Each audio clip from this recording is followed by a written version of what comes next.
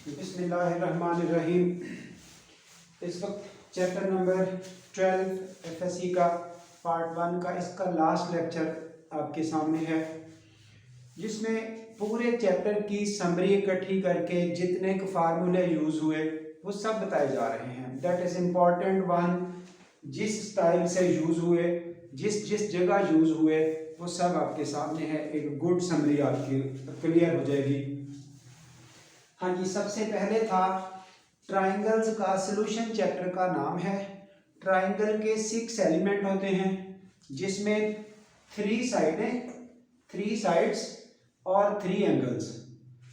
ABC अगर triangle का नाम है कैपिटल सिंबल्स के साथ, जो वर्टिसेस हैं, जिस जिस जगह इनके नाम डिसाइड हो गए ABC, उन कोनों पर अल्फा, बीटा और गैमा एंगल इंसर्ट किए जाते हैं।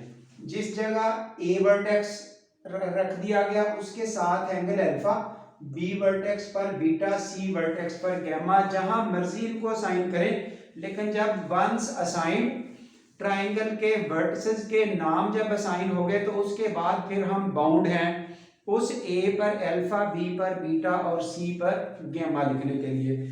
जनरली अगर अल्फा, बीटा, गैमा नहीं लिखते तो A पर एंगल A ही लिखा जा सकता है, ये भी कोई मसला नहीं है। B पर एंगल B और C पर एंगल C, ये नॉमेनक्लेचर भी यूजेबल है।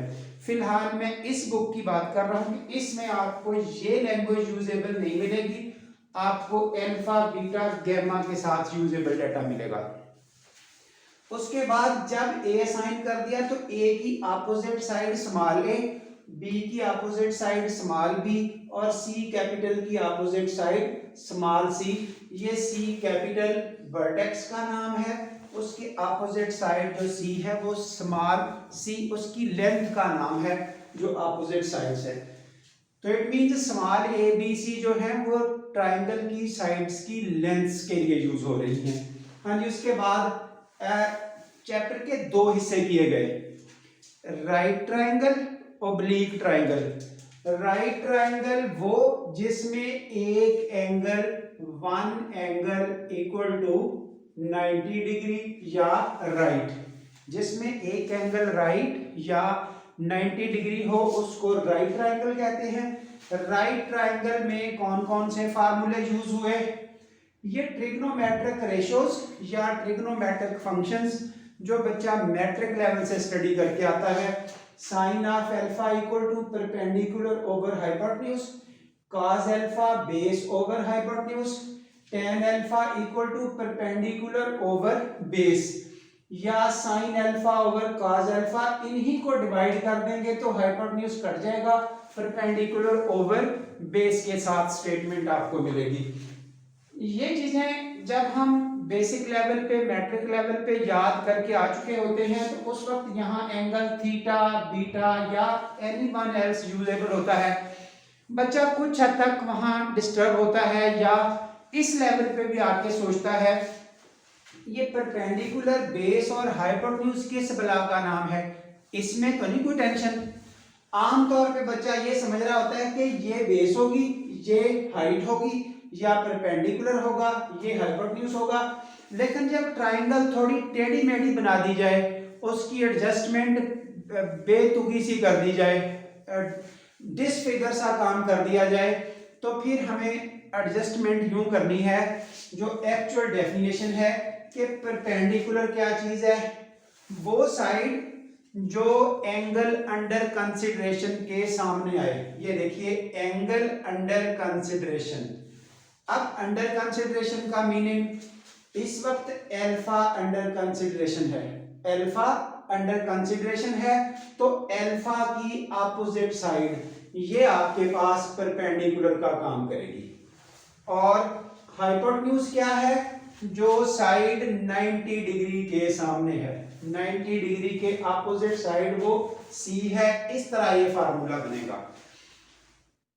यही अगर यहां पर साइन अल्फा की बजाय नोट करें, अगर हम ये लिख दें साइन ऑफ बीटा, फिर क्या फर्क पड़ेगा?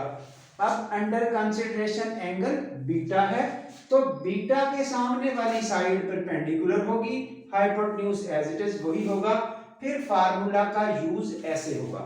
ये अंडर कंसिडरेशन का लेवल अब ध्यान रखना है, ये नहीं कि रट्टा लगा के बैठ जाना है। जो एंगल यहां यूज हुआ उसके अपोजिट साइड परपेंडिकुलर होगी और 90 की अपोजिट साइड हमेशा से हाइपोटेन्यूज। जो तीसरी बच गई उसको बोलते हैं side adjacent to angle under consideration, यानी कि उसके साथ जो साइड है, वैसे बच ही वो तीसरी गई, उसको हम बेस बोलते हैं। ट्राइंगल जैसे मर्जी बने, फॉर एग्जांपल एक ट्राइंगल यूं बनी हुई है, ये है 90, तो ये हाइपोटेन्यूज है इस वक्त। ये नहीं कि उसको बेस समझ लेना है आपने, 90 की opposite side hypotenuse.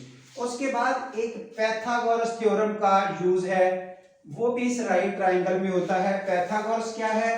Perpendicular square plus base square equal to hypotenuse square. अब परपेंडिकुलर बेस हाइपोटेन्यूज का काम अभी बताया जा चुका, तो इस ऊपर वाली ट्राइंगल के मुताबिक ये हो गया हाइपोटेन्यूज 90 के सामने सी, बाकी दो हो गए बेस और परपेंडिकुलर, इसलिए A square plus B square equal to C square. तो ये फार्मूला इस ट्राइंगल के लिए वैलिड है, जिसमें ये नॉमेनक्लेचर एंगल गामा यहां रखा गया या सी राइट एंगल पर रखा गया। तो इस तरह से ये एडजस्टमेंट ख्याल रखनी है। एक्सरसाइज 12.1, 12.2, 12.3, 1 में तो सिर्फ कैलकुलेटर का यूज सिखाया गया है। जो एक्सरसाइज 2 और 3 है, एक्सरसाइज 12.2 और 12.3, ये आपको राइट ट्रायंगल के हवाले से डील करनी थी। यहां तक के फार्मूले इधर यूज हुए। जब आप यहां से चले, ये है अगला technical point, oblique triangles. Oblique means other than right, यानी कि दो हिस्से हो गए, एक तरफ राइट, एक तरफ जो राइट नहीं है, जिनमें एंगल 90 का नहीं होगा, तो वो हो गई ओब्लीक ट्रायंगल्स। उनमें अब ये वाले लाज यूज नहीं होने, ये जो ऊपर पड़े हैं ये लाज सिर्फ राइट ट्रायंगल के केस में यूज होने हैं। ये ब्लंडर्स करते हैं बच्चे, इस तरह के फार्मूले रट रटा के उनको आगे यूज करते जाते हैं। क्वेश्चन तो सॉल्व हो ही जाता है, आंसर कोई ना कोई आ ही जाता है, कैलकुलेटर तो काम करना नहीं छोड़ेगा, लेकिन आंसर वो रॉन्ग आ रहे होते हैं क्योंकि हम गलत प्लेस पे गलत शॉट खेल रहे होते हैं। फिर कैच आउट ही होना है ना, उस वक्त बोल्ड ही होना है। तो इस हवाले से राइट ट्रायंगल के फार्मूले ये ट्रिग्नोमेट्रिक रेशियोज और पैथागोरस थ्योरम। जब अदर देन राइट पे आना है तो हमारा सिलसिला चलेगा law of science, law of cosine, law of tangent. ये अगली चौथी और पांचवी एक्सरसाइज और छठी एक्सरसाइज 5, 4 और 6, इन तीन एक्सरसाइजों में ये काम होता है। अब इनको जरा समझ लें कैसे याद करने हैं। A over sine alpha, B over sine beta, C over sine gamma, तीन साइड्स यूज हुई, उनके नीचे साइन यूज हुए, क्योंकि लॉ ऑफ साइन है तो साइन ही यूज होने हैं। ए का रिलेटेड एंगल अल्फा, बी का बीटा, सी का गैमा, उनके रेलेवेंट एंगल्स के साइन उनके नीचे यूज हो रहे हैं। हाँ, ये भी हो सकता है साइन अल्फा को ऊपर लिख लें, साइन बीटा को ऊपर, साइन गैमा को ऊपर, ए बी सी को उनके नीचे लिख लें, कोई फर्क नहीं पड़ता, ये लिख जैसे मर्जी ले, हर सेंस में चलेगा। कोई एमसीक्यू इसको ऊपर, इसको ऊपर, इसको ऊपर और एबीसी को नीचे लिख के आता है तो वो भी करेक्ट लॉ ऑफ साइंस की स्टेटमेंट होगी। जब इसको यूज करते हैं तो यूं ग्रुप बना के इसको यूज कर सकते हैं या इसको यूज कर सकते हैं या फर्स्ट और थर्ड को यूज करके हम अपने क्वेश्चन को सेटल कर सकते हैं। ये है आपके पास लॉ ऑफ साइंस का यूज। इसके आगे आ रहा है लॉ ऑफ कोसाइन।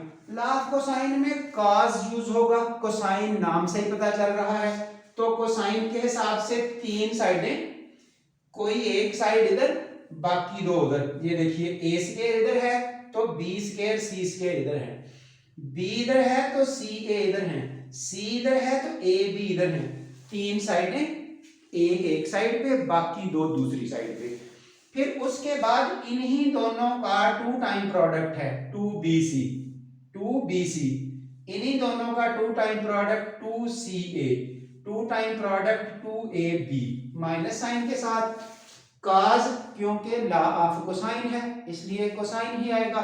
एंगल किसका, जो ये साइड है इधर, अल्फा, बी का बीटा, सी का गैमा। वैसे वो इन दो साइडों के दरमियान होता है। Angle included of these two sides बनता वो इसके सामने आता है। तो that is alpha, beta, gamma. इनको आप याद करने के लिए ट्रिक लगा सकते हैं। उसके बाद आइए लॉ ऑफ टेंजेंट्स। टेंजेंट्स, इसमें tan यूज होगा। ये वैसे तरतीब में ज्यादा है, मैंने बस एक दो लिख के एटसेट्रा कर दिया है। ज्यादा इस तरह से है, कोई दो साइडें से ए और बी, वो आप इस तरह लिखें, एक तरफ उनको प्लस करके लिखना है, एक तरफ उनको माइनस करके लिखना है, डिनोमिनेटर या न्यूमरेटर में जैसे जी चाहे। से a plus B, a minus B. तो इधर tan और tan हाफ, इन्हीं दोनों के रिलेटेड एंगल अल्फा और बीटा। अगर ऊपर प्लस है तो प्लस, नीचे माइनस है तो माइनस। ये देखिए बी सी साइडें इस्तेमाल करें तो बीटा प्लस गैमा, उनके related angle B C beta minus gamma. अब अगर ए और सी साइडें इस्तेमाल होंगी तो अल्फा गैमा एंगल। मजे की बात अब ये है, अगर यहाँ कोई माइनस कर दे यहाँ प्लस कर दे फिर भी चलेगा, तो साथ इधर भी वही चेंज आएगी, माइनस और प्लस, यानी कि जो साइन इधर है वही इधर।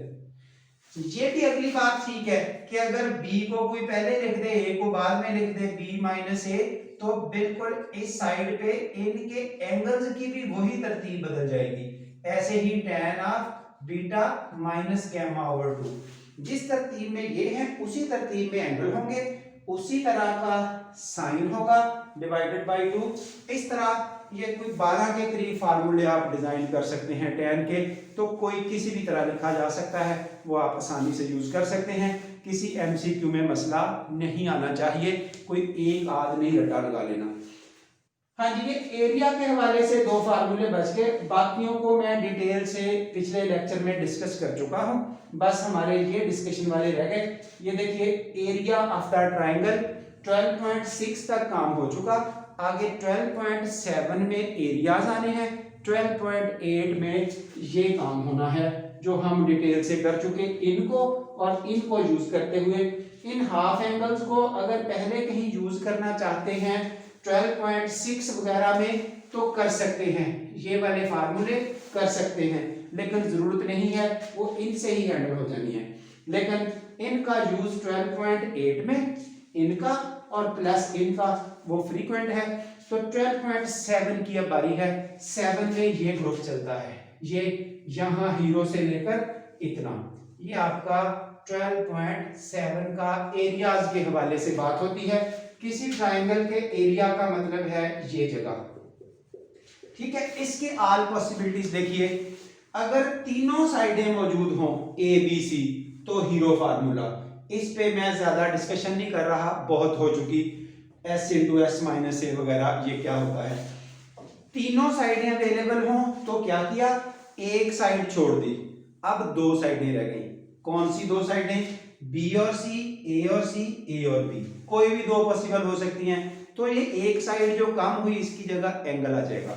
ये देखिए BC का दरमियानी एंगल अल्फा, AC का बीटा, AB का गैमा, इनसे डिफरेंट, यानी कि जो साइडें हैं उनसे डिफरेंट एंगल है। आप इधर आ जाइए, पहले यहाँ तीनों साइडें थी, यहाँ दो साइडें रह गई, यहाँ एक साइड रह गई, एक साइड, दो एंगल आ गए। तो जो एक साइड है वो A हो सकती है, B हो सकती है, C हो सकती है, उनके स्क्वायर्स 1/2। जो बाकी फिर तीनों एंगल बच गए, दो बताए हुए हैं, तीसरा आपने इस तरह हल कर लेना है, alpha plus beta plus gamma is equal to 1/2 वाले फार्मूले से alpha plus beta plus gamma is equal to 180 लगा के तीसरा एंगल भी आ जाएगा। जो आपकी साइड इधर है A, उसका रिलेटेड साइन नीचे है, B का रिलेटेड बीटा नीचे है, C का रिलेटेड गैमा नीचे है, बाकी जो दो बचते हैं वो ऊपर आ रहे हैं। इस तरह से ये एरिया ऑफ द ट्राइंगल के फार्मूले फॉर एक्सरसाइज 12.7। पूरे चैप्टर की समरी आपके सामने है, इस समरी को बार बार सुन सकते हैं बच्चे। जिस बच्चे को भी इस चैप्टर में कोई टेंशन है, कोई किसी भी तरह का बॉदरेशन है, प्रॉब्लम है, ज़ाहिर है समरी एंड पे इसलिए दी गई है कि सारा चैप्टर गुजर चुका, अब आप बड़े आराम से इस समरी को हैंडल कर सकते हैं। किसी भी MCQ, एंट्री टेस्ट ये सब चीज़ों की ज़बरदस्त ज़रूरत है। और बहुत कुछ आपको मिल जाएगा डायरेक्ट बोर्ड लेवल पे भी, एंट्री लेवल पे भी, जो बच्चा इन MCQ को हैंडल करना चाहता है, या इनका कहाँ कहाँ ये क्या यूज़ होता है, इनकी डिफ्रेंसिएशन क्या है, डिस्टिंक्शन क्या है एक दूसरे के साथ, वो सारी आपके सामने है। यहाँ तक अगर पसंद आए काम तो ज़रूर शेयर करें, लाइक करें। ज़ाहिर है मेरी तरफ से उतनी ही बात होती है कि अगर अच्छा लगेगा तो बच्चा आगे उसको प्रमोट करेगा, अदरवाइज ज़ाहिर है बच्चा समझता है कि ये हमारे काम की चीज़ नहीं है। इंशाल्लाह ये काम की चीज़ रहेगी और थ्रू आउट आपको हेल्प करेगी। जो थोड़ी सी भी कंसिडरेशन करके इन पे वर्किंग कर रहा है, उनको याद करने की कोशिश कर रहा है। Thank you very much.